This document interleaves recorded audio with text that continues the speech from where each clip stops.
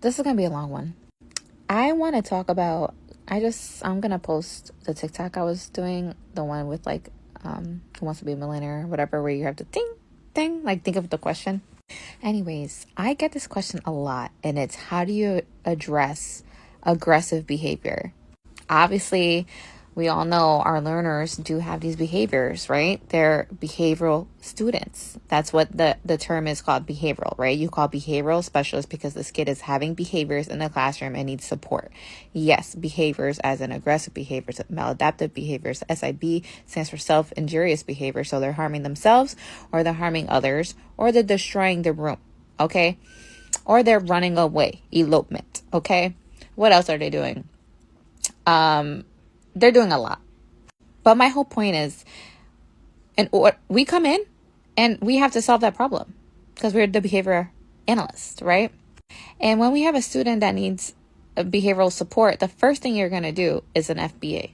They're getting an FBA because we need to determine the function of their behaviors. And there's 4 functions of behaviors. You're either behaving to escape something, to access a tangible, to access attention, or it's automatic. As in, like, you're going to do it in front of people or you're going to do it by yourself. Like stimming, all that, automatic.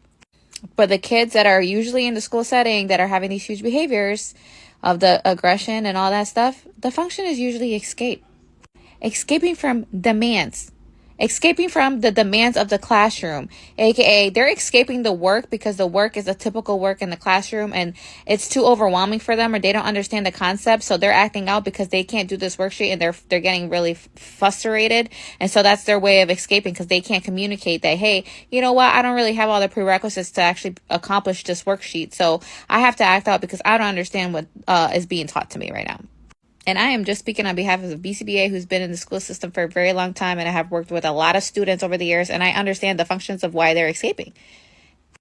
And if it's not escape, especially in the elementary school, preschoolers, if they're eloping, it's definitely access to tangibles. Because think about it. These kids, I had a kindergartner.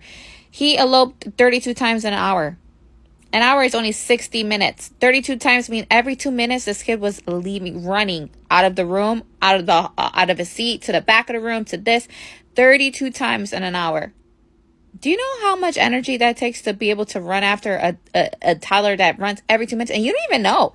We're collecting baseline data. We didn't know that because no one's paying attention to how often he ran away. And then we took ABC data. This kid ran away for 32 times in an hour. That's every 2 minutes. The therapist had to go run after him and they're quick. Running down the hallway, that's a safety concern. Elopement, I'm telling you right now, elopement is going to be the number one priority, the worst behavior to have to address.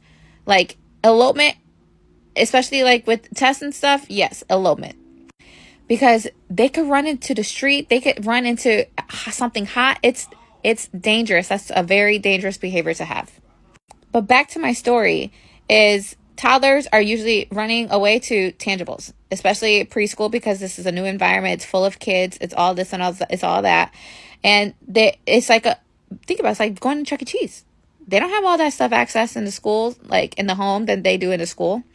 So anyways, in elementary school, it's usually denied access, and I'm not speaking on behalf of everyone, but I know from my learners, denied access as in like, oh no, you can't go to gym right now, or no, we have to go to library instead of this way, or having to tolerate no, basically, right? Because think about it, kids want to do things their way, but they have to follow structure and the rules of the school. And it's like, yeah, today is not gym day. Today's actually library day, but I understand you're upset. And that's another thing. You need to be proactive. You need to be proactive 100% all the time and understand that your learner's trying to navigate their day. And it's our job to make sure that their day runs smoothly by being proactive and reminding them and like priming them. Like, hey, in 2 minutes we have to go upstairs. So we're going to have to finish the game. Okay. Do you want to play with this game again when we come back down? You always let them know like, hey, I know we have to leave this right now, but guess what? We can always come back to it. Do you want to come back to this after we're done with that? So it's like, especially if it's actually something that they have access to again. Because think about it, the kids can't think far term. They're just thinking in the moment right now. So being told no right now and is in the moment, they're not thinking about it, that they're going to get it back in 5 minutes. Okay, so you need to remember that. But also you need to remember these kids, that's a 5 minute interval of they could even think of. And they're 6.5 hours a day. So yes, a lot of priming all day long to make sure that they know what's going on and their anxiety's in order and they know how to emotionally regulate. And we get to prime them like, hey, do you need a break? Because you're getting a little upset right now. Like, because clearly we're doing work and the work is overwhelming, or they don't understand what's going on and they're flustered. You see what I mean? There's skill deficits involved, and the skill deficits has an effect on their confidence and also their tolerance. So those are other things you need to consider too. I'm telling you, ABA is not just what people think it is. It's a whole science that we're engraving in our mind, because we have to think so proactive always, because you need to be proactive when it comes to behavioral students instead of reactive. You don't want them to get to the point. You need to understand their precursor behaviors so that you can insert yourself and let them know, like, hey, this is a time where we could go for a walk. You're getting a little overwhelmed, or you need a little help. Do you want to have the teacher explain that again? Or do you want to take turns to support them and motivate them? You always want to empower them to be successful. And if you could focus on those proactive measures and understanding you need to understand your learner, because once you understand your learner, then you could navigate both their days so you guys are all successful, because I'm not successful unless he's successful. So since I know his precursor behaviors, I know what kind of work he could tolerate. I know that he can only do 3 tasks before he gets really flustered. So we already have a variable schedule going on in our mind of how much he can handle when it comes to demands, because guess what? As a one-to-one, the teacher is telling us what to do. And since he didn't listen the first time because he probably has ADHD, or he's not paying attention, because why would he pay attention when he's in the back of the classroom? She's all the way up there and he's so distracted with all the noises in the school. So yes, as a one-to-one, then we have to always remind them what the teacher said and what we have to do right now in the moment. So it's constantly and it's not us putting demands. We're just trying to help them navigate this worksheet where that one demand was tolerant. A typical student could be like, all right, let's just do your work. Sit down and do your work for 10 minutes. That's what it's like in a school. The kids have to sit down at their desk by themselves quietly and work on worksheets by themselves while the teacher does peer reviews with other students in the back and helping kids as needed. So you really think a child that has an IEP that actually cannot just sit there for 10 minutes and be expected to do the worksheet that is asked of them? What do you think? The teacher is going to tell the man and then sit by the student and she has 5 of them with IEPs in a classroom? No. Do you see what I'm saying? There's skill deficits involved. So we need, as a one-to-one, that one kid that could do what they're asked and the one by the teacher's first manned, this kid can't. So it's constantly, he's got to have a lot of demands. And it's not a demand like you need to do this. It's like, okay, well, what do we do next? All right, in this one, you're going through the worksheet. If the worksheet has 5 problems, one question could have 5 mans because you're trying to help them understand the concept to answer that question. So do you see what I'm saying? And it's not like we're intending to make it more work, but they need the support. So they have to, okay, well, what about this? You have to let them kind of program it, but you understand where they're at and what kind of support they need to help them be successful, but also to learn those other skills that they're lacking so that they can be capable eventually to be able to be told, okay, here's your worksheet and finish it. So when it comes to behaviors in a school, like I said, accommodations and modifications need to be implemented for our friends that have behavioral issues because they're trying to escape something that's aversive to them.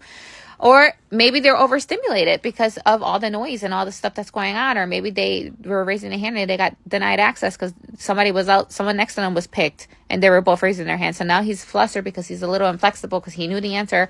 You see all these different variables that come into play? So when someone asked me, what do you do about aggressive behaviors? You need to get an FBA. You need to determine why are they having those behaviors? What are they trying to escape from?